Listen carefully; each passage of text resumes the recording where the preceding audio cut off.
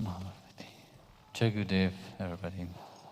So today we celebrate Chandraganta Devi.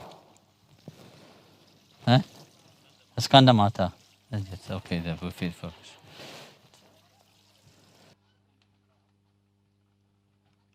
Yes, it's the fifth one.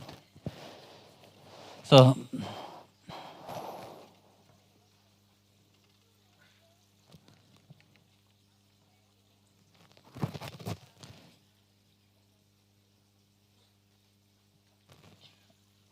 on this day, no, what Ma Bhagavati really make us understand is that we have to be grateful for what we have.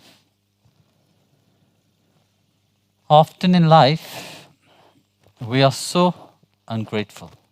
We always want more. You know, that yesterday I was saying, the greediness is never enough. You know? The desire in one life is so much that you forget all the good things that you have in life because you want more. You make yourself unhappy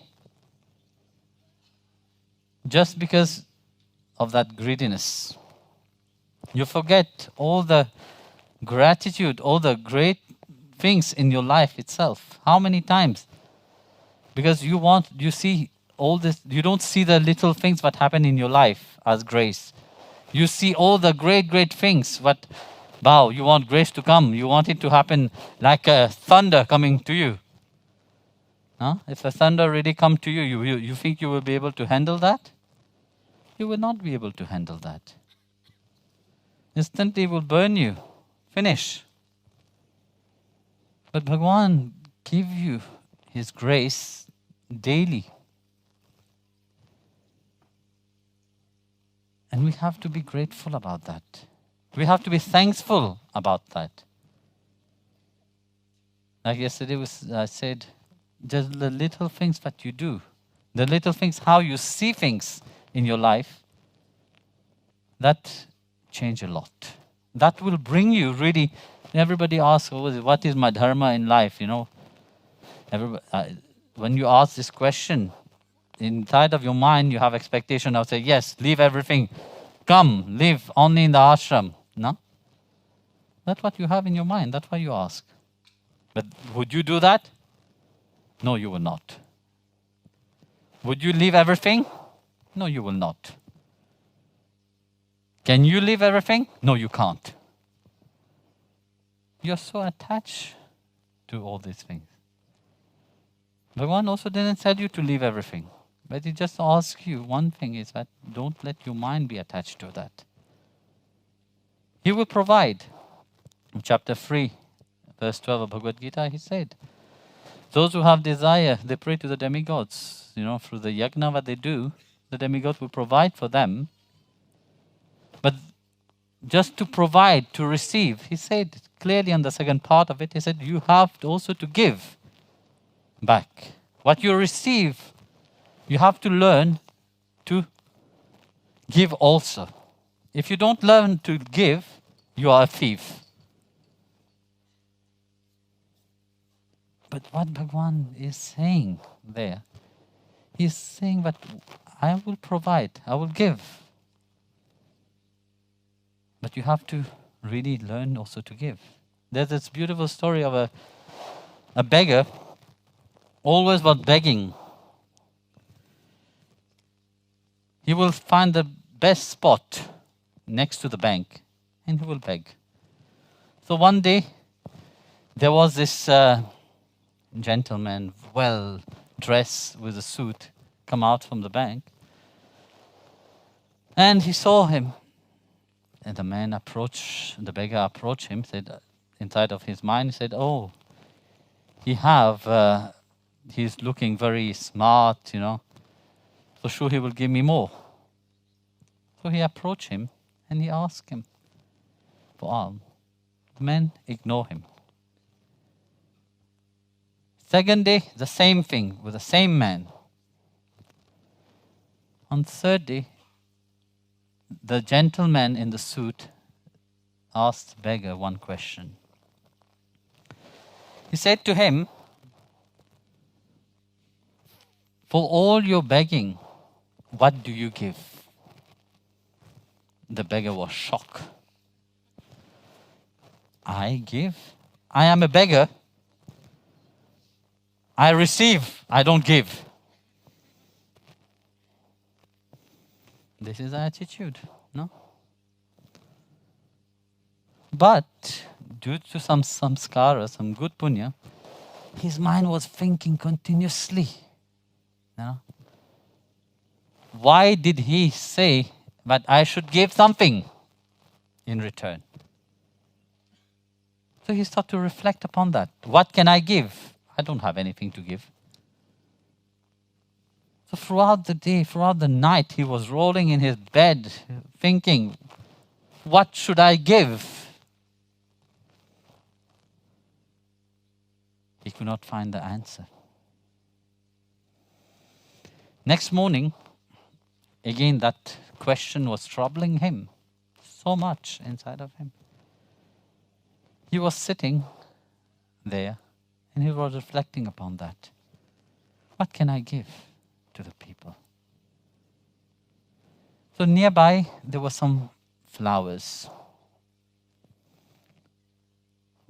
An idea arose inside of his mind. But okay, I will do one thing. I will just pick some flower and I will give it to the person. So when the people came and gave him money, and he would just take one flower and give it to him.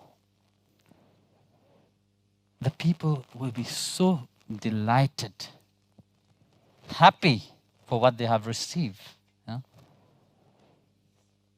So like that, he saw that the people were joyful.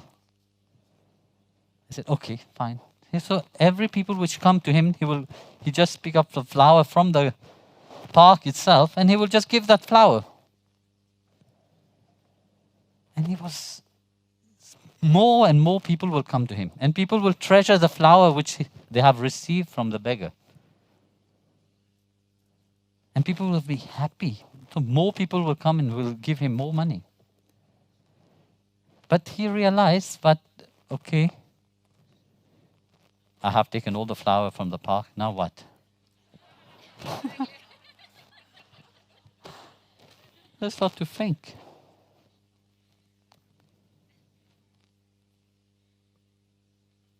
Second time, when the man in the suit came,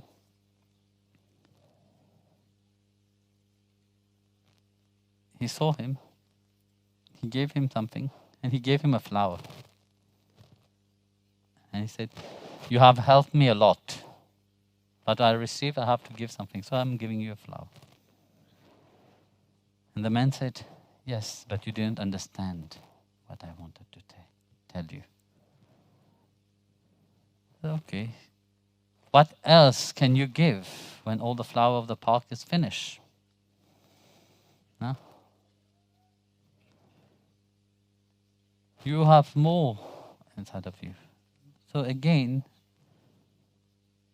he went home thinking, what does he mean by that? You know? What does he mean that I can be more what I think I am? You know? So he again started to reflect upon. And that day he realized, I will not be a beggar anymore. I will start a business. So he said, I will start a business of flower. And he did. He left begging. He started his flower shop. And after some times, he was the biggest distributor of flower in the whole town. So one day, after many years, he was traveling to go for a meeting. And in the train, he met again the man in the suit. This time, he also was in the suit. He came and approached the man and said, do you recognize me? The man said, no, I don't recognize you. I said, yes, I recognize you. We met 3 times. This is our 3rd time we are meeting. I said, for sure, if I have met you, I will recognize you. Then he sat there and said, I am who I am because of you. Then he told him, I was that beggar. I was that beggar who was begging without giving something in return. Then I started giving. But you said that I'm still a beggar. I reflect on that. And I said, from now on, I will not be a beggar. And now I have the biggest business of flower. And I'm going for a meeting. So the man was very happy. And very thankful. Because you see, very often, one is always in one weakness. We don't like to hear if somebody come and tell us something. No, we think that we know everything. We think that everything rotates around us. We don't want to learn. We are happy with what we have, But Bhagavan said, no, you have to be grateful. If you are not grateful, you are not thankful, you will not achieve anything. And thankfulness is very important in any situation of your life. Like yesterday I was saying, how you view certain things of your life, you can also see it as a gratitude. Something which you can be thankful about. Not only complaining and being miserable. There were once a group of youngsters sitting. And of course, brothers, sisters, they met and they were discussing, they were talking. And after they finished discussing about everything that happened in their life, they become quiet. So they were thinking, what else can we know? When they say that quietness, which they call the angel is passing. So everybody is wanting to, somebody will break that silence or not. At that moment, one of the sisters received a parcel, and she was so glad to see the parcel from their mother. So she came in the room with the brightness, because before they were all dull, talking about all mundane things. But mundane things were not giving them this inner satisfaction.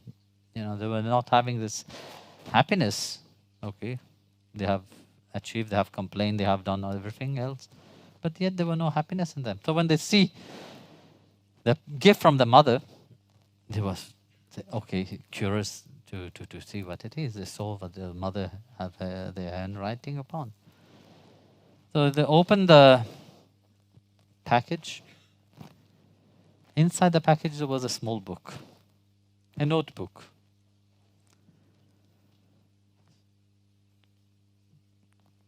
And there was a letter. So they read the letter. And the letter said, "This is a gift which my grandmother have given me when I was small." I was about to destroy that book, that notebook actually. I was about to burn it. But then I thought that could be a life lesson for all of you. So I decided to send it to you. I know that all of you will be there. But I decided to send this book to you. And this book is about my life.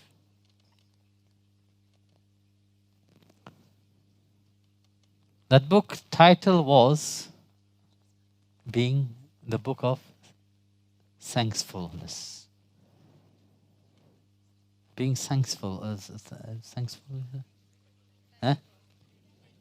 Grateful, thankful, whatever full you want.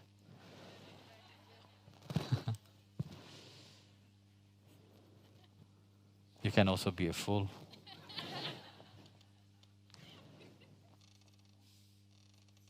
So they were eager to know what is the content of that book. So as they opened the notebook, they read. You can see that it was a child writing. The child wrote, "What can I be thankful about?" The grandma told him, write in that book everything that you can be thankful about. So she started writing the next day itself, So what happened to her life? She wrote, "Today I ate a pie and I had terrible stomach pain." And I was wondering, how can I be thankful for having stomach pain? So she went to his grandma and said, "Grandma, I had stomach pain today, eating a pie. So how can I be thankful for that?" Then the grandma thought for a while and said, you see, a pie have a lot of stuff inside. And eating it in between your meal is not good. So you have learned a lesson. And you have to be thankful about that. I said, that's very good. So, next story that she wrote was the death of her dog. She wrote, "Nothing terrible happened. My dog died. But how can I write something thankful about that? I'm sad. I'm crying.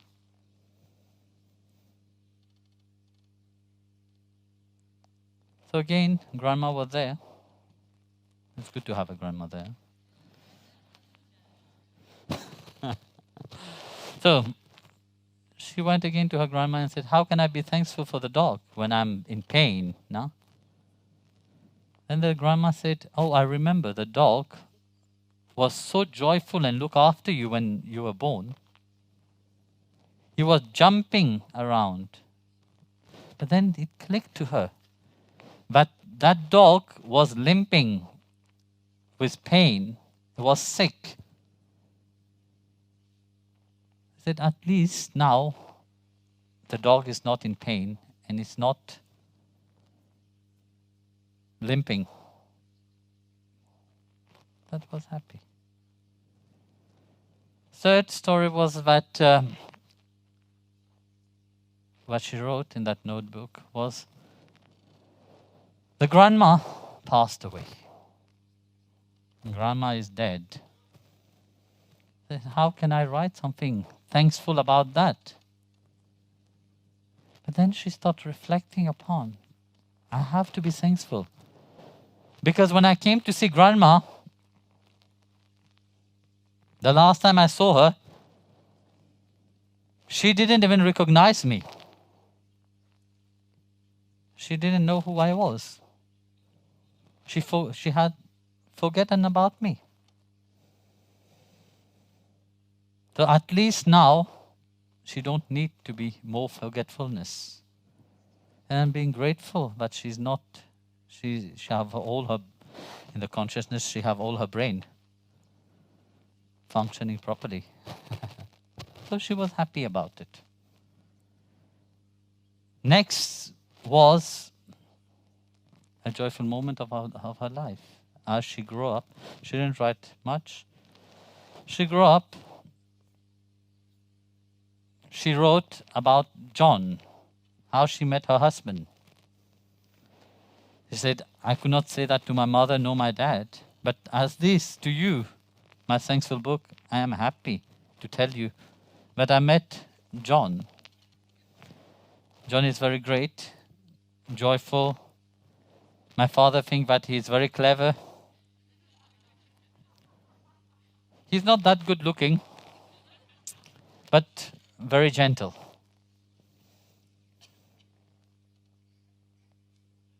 But I'm grateful, I'm happy with him. That was a nice moment. Next story was that how that she wrote in her notebook was her mother and father died in a boat and they get drowned. So again, that was a terrible moment in her life. But she wrote in the, how can I be grateful and thankful for what happened to my parents? They died drowning. But then John helped her a lot on that. So she said, at least they have lived a life together happily. At least they didn't die separate from each another. They were doing everything together, but they even died together. Imagine one will go differently from the other. One will stay here, the other one will die earlier. It would have been terrible. So she was thankful for that. Then her husband fell ill and he lost his job. John lost his job. No, there was another moment, good moment. They got married. It was a nice moment. They were happy.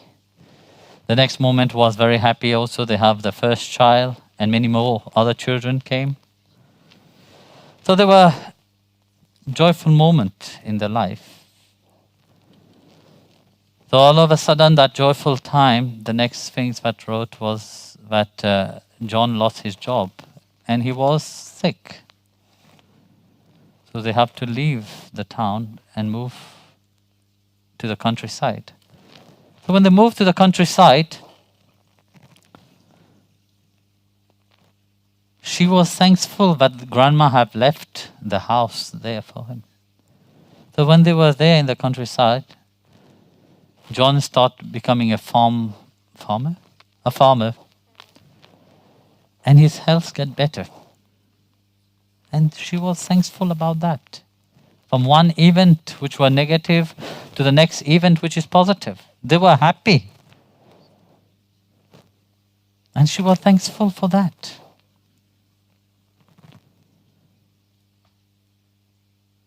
Then time passed. John was again sick. And John died.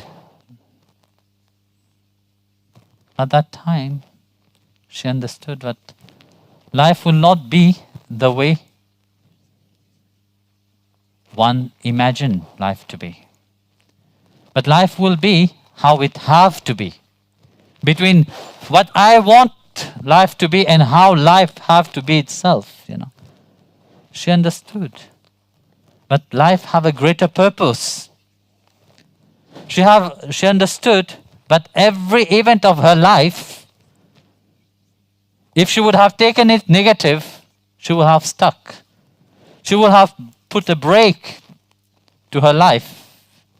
But by embracing it in a positive way, she have allowed that flow of life to bring her where she is.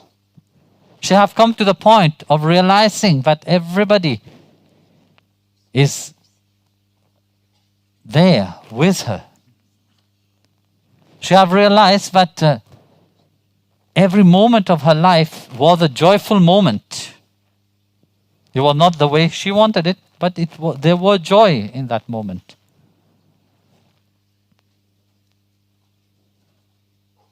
And she find that happiness. She find that joy, that gratefulness. That thankfulness, through how she was taught to view life itself. In our life, it's the same, Very often when we go on the bhakti path, we think that yes, our life will be transforming, that I have taken initiation. It is your duty to make me happy. And Bhagavan said, yes, I will make you happy. Wait, I'll see. He consulted his notebook. Said, you have certain karma. Let's activate that. Let's burn it quickly. You want to be happy truly? I will make you happy.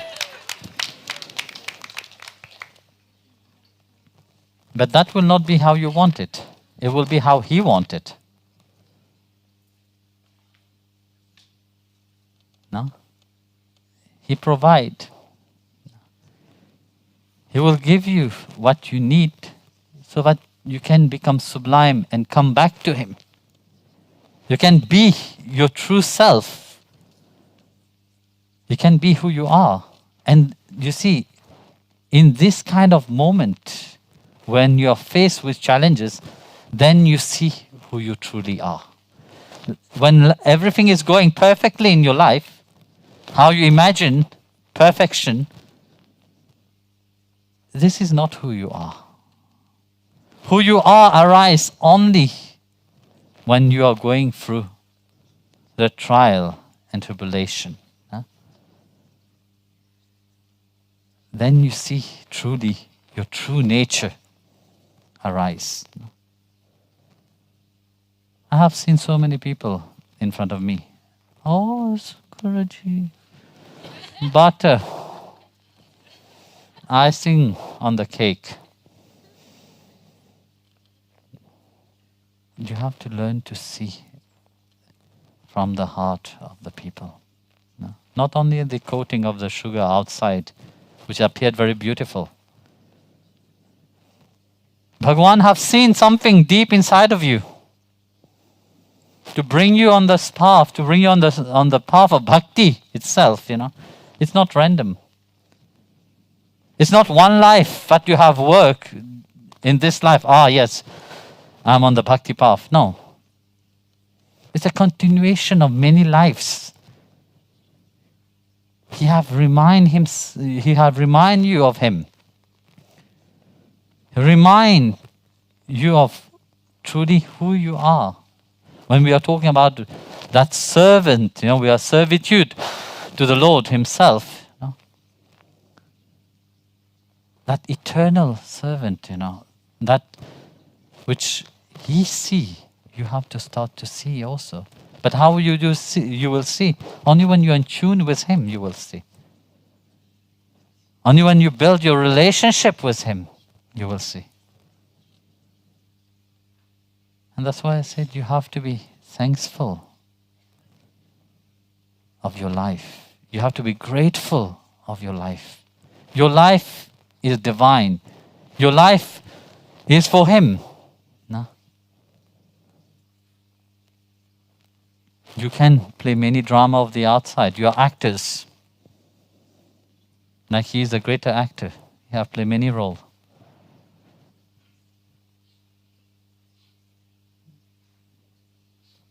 But there's one single role we all play. That's the role that we belong to him and he belongs to you. That is the only sure things in your life.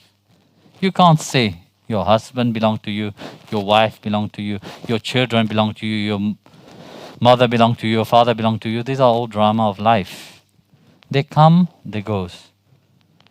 When I was 14, I said to my mom said, you see, I am your mother.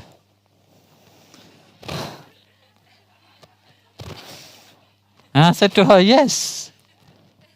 But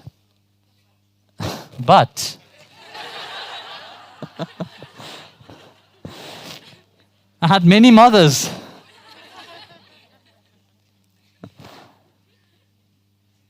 Many life, each life you come, you have a mother. Which one you will call your mother? They were all your mothers, no? And in this life, mothers play different role. Next life, they will play different role, no? So like that, you can't say, yes, this is mine. As long as life is present inside of you, you can say that. But life depart from you. You are eternal, you will carry on. You can't claim. When Arjun was crying about his son, said, Abhimanyu, you have died. Krishna said, yes, come. Said, Abhimanyu, get up. So the Atma Abhimanyu appeared, pay his obedience to Krishna. Arjun was so happy seeing Abhimanyu in front of him. He was going to hug him. Abhimanyu said, stop. And he asked him, who are you calling your son? I am not your son. Who are you calling your son is that dead body there. That dead body is there, no? You have the same eyes, nose, mouth, ears, body is there. That's what you know about. You know him. He is dead. But I am not. I am eternal.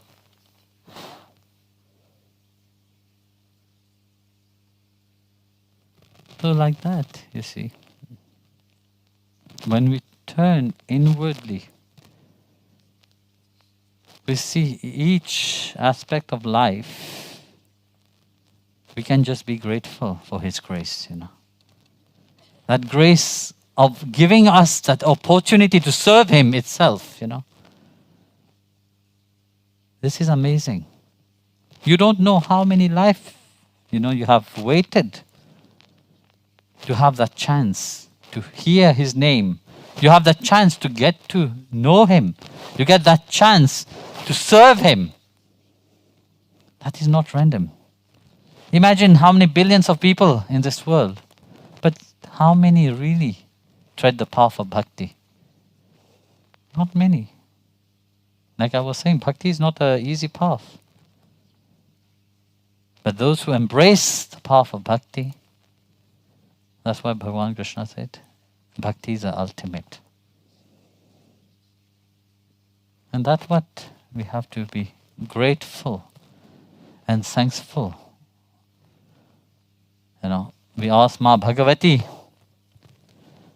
to make each one grateful in one life. Because she will lead one to Krishna.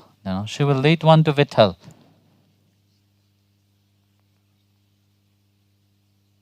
She will destroy the pride. When we see Ma Bhagavati with all the Ashtabhuja, seeing all the weapon, like I was saying, all the demons have been killing. He killed the inner demon inside. So that she can present you to her beloved Lord. And this is life itself. Jai Gurudev.